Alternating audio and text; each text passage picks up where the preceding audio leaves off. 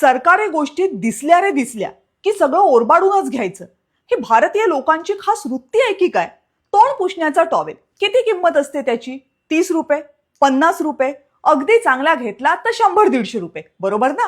पण गेल्या 4 वर्षात भारतीयांनी जवळपास 47 लाख तोंड पुसण्याचे टॉवेल चोरलेत. आणि चोरलेत कुठून माहितीये? आपल्या हक्काच्या रेल्वेमधून, भारतीय रेल्वेच्या एसी डब्यांमधून. एसी डब्यामधून प्रवास कोण करतं? ज्याच्या खिशामध्ये जरा बरा पैसा आहे तेच लोक, बरोबर ना? पण खिशात जरा बरा पैसा आला म्हणजे अक्कल बरी आली असं होत नाही ना. इंडियन एक्सप्रेस या वृत्तपत्रानं देशातल्या सगळ्या म्हणजे 69 रेल्वे डिव्हिजन्सकडे रेल्वेतल्या या लिनन चोरीची माहिती मागितली. माहितीच्या अधिकारात 54 डिव्हिजन्सनी माहिती पुरवली. रेल्वेच्या एसी कोचमधून प्रवास करणाऱ्या प्रवाशांना 2 पांढऱ्या चादरी, 1 ब्लँकेट आणि 1 उशी दिली जाते. तोंड पुसण्याचा टॉवेलही मिळतो. प्रवास सुरू होण्या अगोदर अगदी चांगल्या कागदामध्ये नीट पॅक केलेला सेट तुमच्या सीटवर ठेवलेला असतो. तुम्हाला अंथरता आलं तर ठीक, नाहीतर अटेंडंट तुमचा बेड नीट तयारही करून देतो. या चांगल्या सेवेची तुम्ही काही ढीक किंमत मोजता असंही नाही. अगदी पर किलोमीटरचा विचार केला तर रेल्वेचा प्रवास भारतामध्ये प्रचंड स्वस्तच आहे. पण त्याची किंमत करतंय कोण? कोविड काळात रेल्वेनं ही लिनन पुरवठा सेवा स्थगित केली होती. 2022ला पुन्हा लिनन पुरवायला सुरुवात केली.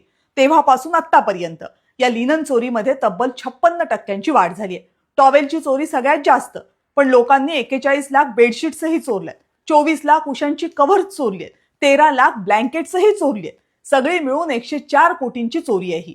या चोऱ्यांमध्ये सगळ्यात आघाडीवर आहे राजस्थान मधलं बिकानेर. बिकानेरची ही ओळख अजिबातच स्वीट नाहीये. बिकानेर नंतर बिहारचं रांची, मग दिल्ली, मुंबई, जोधपूर, अहमदाबाद असा सगळ्यांचा नंबर लागतो. सगळ्यात कमी चोऱ्या मात्र कुठे होतात माहितीये? दक्षिण भारतातल्या राज्यांमध्ये. आता यातली तुम्हाला माहीत नसलेली बाजू सांगते. ही सगळी लिनन नक्कीच रेल्वेची असतात, पण रेल्वेमध्ये त्यांची सेवा देण्याची जबाबदारी खासगी कंत्राटदारांवर आहे. कमी झालेल्या प्रत्येक टॉवेल आणि बेडशीटची पूर्ण किंमत रेल्वे या कंत्राटदारांकडनं वसूल करते. आणि कंत्राटदार पोरांकडनं. गरीब घरातली पोरं 700 रुपयांच्या रोजंदारीवर या कंत्राटदाराकडे काम करतात.